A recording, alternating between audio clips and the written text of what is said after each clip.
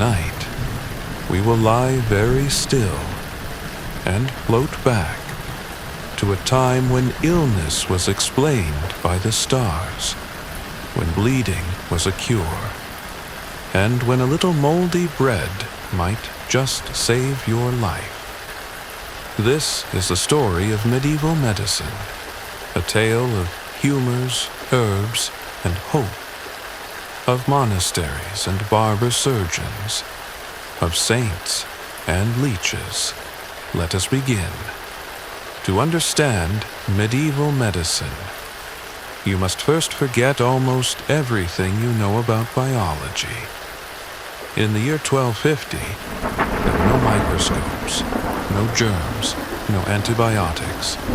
Instead, there were humors. The human body, they believed, was ruled by 4 fluids: blood, phlegm, black bile, yellow bile. Each humor had a personality, a temperament. Blood was warm and moist, cheerful and loving. Phlegm was cold and damp, slow, sleepy and pale. Yellow bile was hot and dry, angry and restless. Black bile was cold and dry, melancholy, thoughtful, brooding. Illness was imbalance. Too much phlegm? You were sluggish and needed heat. Too much bile? You were angry and needed cooling. Too much blood? Time to bleed. Doctors treat it with opposites. A hot fever? Give something cold. A cold cough? Drink warm wine. Melancholy thoughts? Try roasted hedgehog. The logic was circular, but it gave people hope. And sometimes, that was enough. Perhaps the most famous practice in medieval medicine was bloodletting. To restore balance, you removed the excess. A physician might use a knife, or a small sharp glass, or a leech, long and slimy, harvested from a muddy pond. Leeches were kept in jars, stored in cool places, hung in pharmacies beside dried herbs and powders. They placed them behind the ears, on the temples, near the elbow crease. The sensation was strange. A gentle tug, then numbness, then a slow drip. Patients were told to stay quiet, to hum a prayer, to think of cleansing, not losing. Bleeding was used for everything: fever, insomnia, love sickness, even headaches. And if bloodletting failed, they might try purging, with herbs, with vomiting powders, with enemas. The body, they believed, was a vessel, and medicine was housekeeping. Of course, not all healing came from doctors. Some came from saints. In small stone churches, tucked into hillsides and valleys, villagers prayed to specific saints for specific ailments. Saint Apollonia for toothaches, Saint Vitus for epilepsy, Saint Roche for plague, Saint Dympna for madness. Pilgrims traveled for days to reach holy wells. Some drank the water, some bathed in it. Others left a coin or a bit of cloth from the sick. At the shrine of St. Thomas Becket in Canterbury, thousands left tokens of healing: crutches, rings, drawings. Sometimes people got better, Sometimes they didn't. But the comfort of being seen, of believing that suffering had meaning, that was medicine too.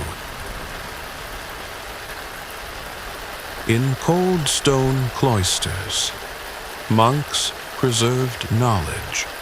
Before universities, before public hospitals, monasteries were the safest place to fall ill. Monks grew herbs in gardens, calendula, lavender, rosemary. They made poultices, boiled broths, copied ancient Greek texts by candlelight, from Galen, from Hippocrates, from Dioscorides. They wrote in Latin, with ink made from oak gall and iron salts. Books had names like herbarium, physica, and leech book, filled with cures like, for fever, steep willow bark in wine. For gout, bind roasted onions to the foot. For madness, apply shaved deer antler to the temples. The logic was strange, but the rituals were soothing. Warm compresses, gentle prayer, a bowl of broth served with 2 hands. For many, this was the kindest medicine they would ever know. And now, let your mind rest, as the fire in the hearth crackles softly, as the monks chant in the next hall, and as the leeches fall asleep in their jars. You are safe, you are warm, and there are no bleeding bowls on your nightstand.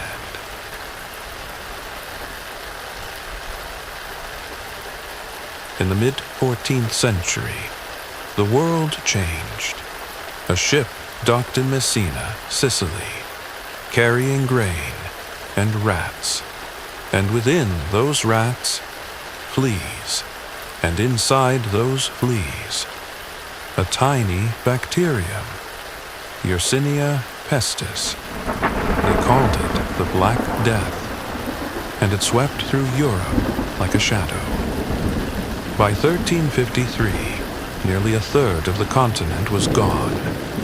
Medicine was powerless. People turned to anything: prayers, flagellation, fire, isolation. And then came the most iconic image of medieval medicine, the plague doctor. He wore a long leather robe, gloves, a wide-brimmed hat, and most memorably, a beaked mask.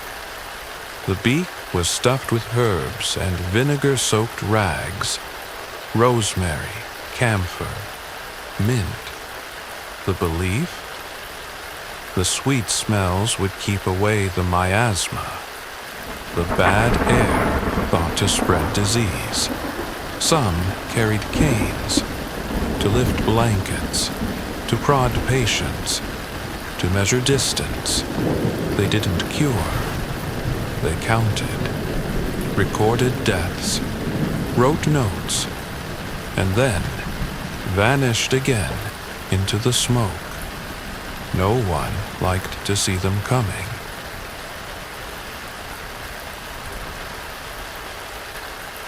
Hospitals in the medieval world were not like ours. They were less about healing and more about caring. You were more likely to die there than recover. But you'd die with someone praying over you, someone feeding you broth, changing your bandages. Hospitals were run by monks and nuns. Patients slept side by side in long halls, straw mattresses, wooden benches, the smell of vinegar and herbs. There were no antibiotics, no anesthesia, no hand sanitizer. But there were warm hands, clean linens, and soft chanting from a nearby chapel. In some hospitals, music played softly, lutes and flutes to soothe the soul. The idea was simple. Even if you could not be cured, you could still be comforted. Not all healers worked in stone monasteries. Some worked in loud, smoky towns, beside butchers and blacksmiths. They were called barber-surgeons. Barbers didn't just cut hair. They pulled teeth, set bones, lanced abscesses, removed bladder stones.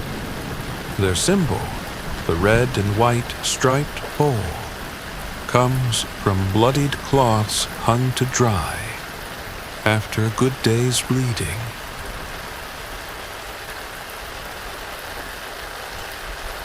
They carried sharp knives, hot irons, and a bowl of wine for washing wounds and numbing fear. Surgery was crude, fast, and loud, but some were skilled. They learned through apprenticeship, observation, trial, and painful error, and for many, they were the only option, because trained physicians were few and expensive. But the barber, he lived down the road and didn't mind the blood. The medieval world loved a potion. Apothecaries filled shelves with strange ingredients: crushed pearls, dried lizards, burned bones, moldy bread, mummy dust. Yes, real ground-up mummies, imported from Egypt, were once sold as medicine. For headaches, powdered unicorn horn; for seizures, crushed emerald; for fertility, the liver of a hare. Did these things work? Sometimes by accident. Moldy bread, for instance, could contain penicillin, and willow bark, used for pain, contains salicin, like aspirin. But often, it was hope that did the healing, or time, or the body's own quiet strength. Still, the potions kept coming. Boiled frog water for gout, fox lungs for asthma, wine mixed with crushed insects for strength. The line between medicine and magic was thin, and many apothecaries danced on both sides of it.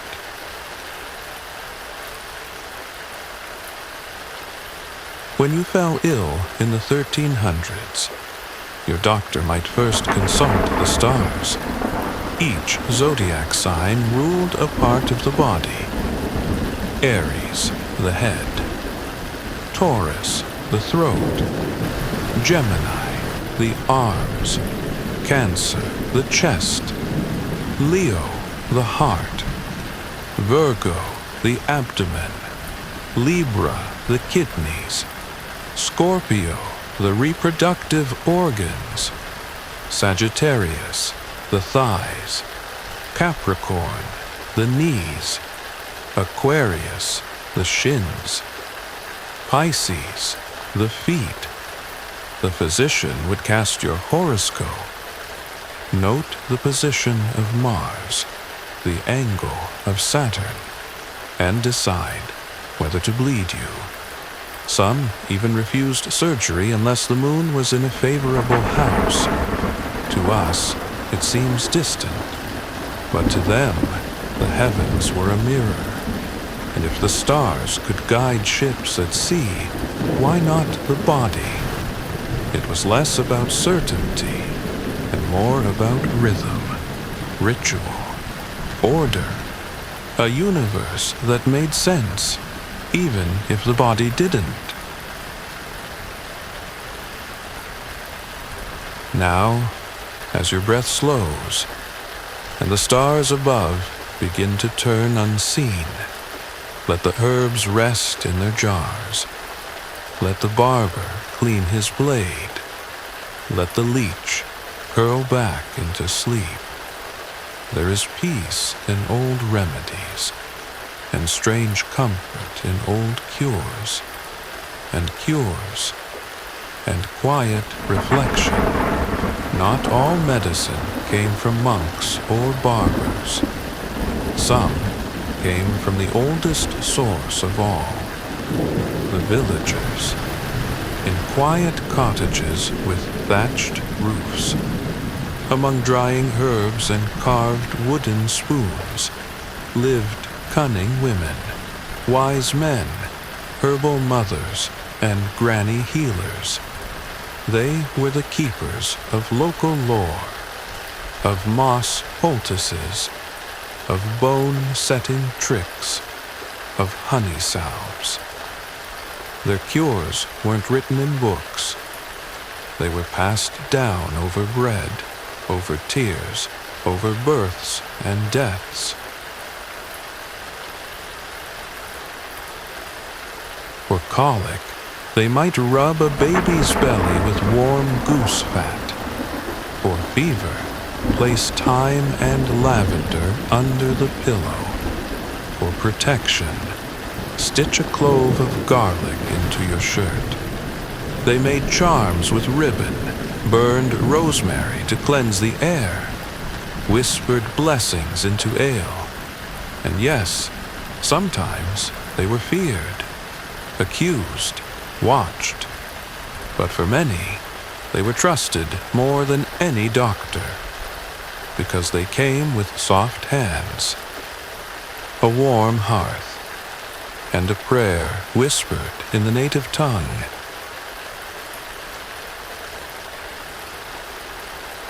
As centuries passed, a new kind of medicine began to grow. It started in Italy, at a school in Salerno. By the 11th century, the Salerno School of Medicine became a beacon. Here, for the first time in centuries, scholars studied formally. They read Greek texts, Arabic treatises, by Rhazes, Avicenna, Galen. Students learned about urine charts. They studied astrology, learned when to lance a boil, and when to pray instead. And for a moment, medicine became global. From Arabic doctors came surgical tools. From Indian texts, herbal theory. From Jewish scholars, commentaries on diagnosis. In time, the University of Paris and the University of Montpellier followed. Physicians began wearing long robes, carrying colored canes, speaking Latin. But even as theory expanded, most peasants still turned to the woman down the road, with her garden of sage and mint, because access was everything.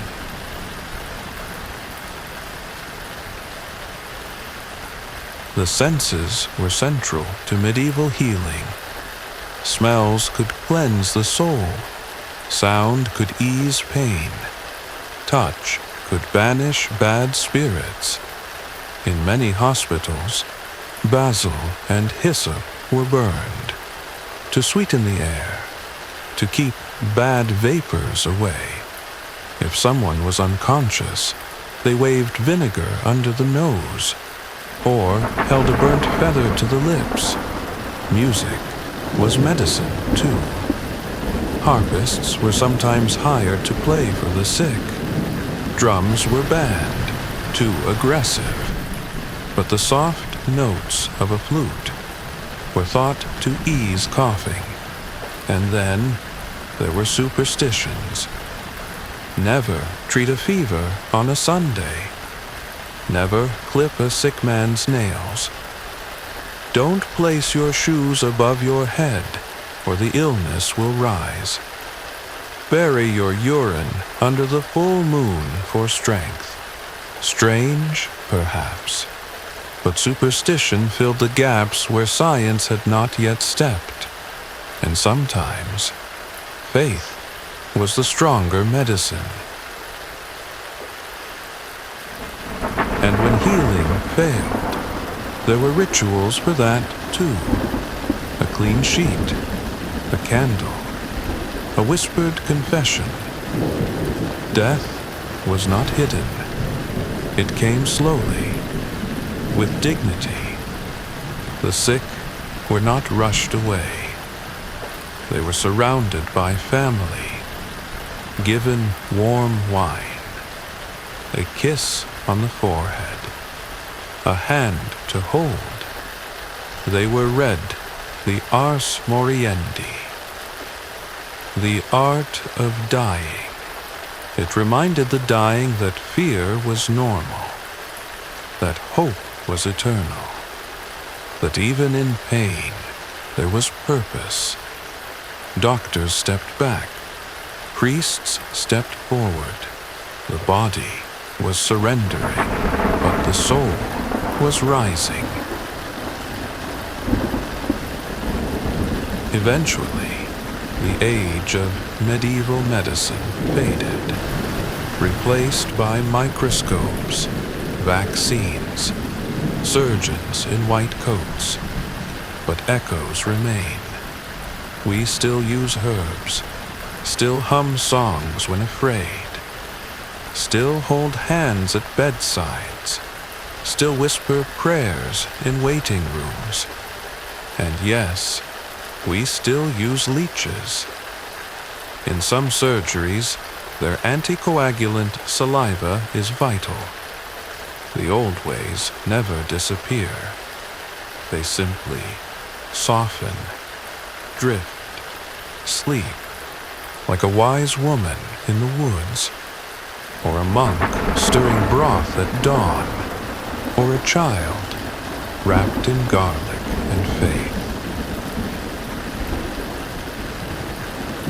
So now, as your eyes flutter closed and your thoughts sink deeper than bone, let us reflect on a time when medicine was mystery, when doctors wore robes and barbers pulled teeth by torchlight, when illness came with wind and cures came from moss and silver spoons. You are not in that world, but you carry it in your words, your fears, your healing. And tonight, you need no chart, no bleeding bowl, no rose vinegar on your pillow, only stillness and breath and rest. Let the monks return to their books. Let the potions settle in their jars. Let the candle in your chest burn gently, and lo, you are safe, you are whole, and in this small moment, you are well. Good night, and dream of gentler cures.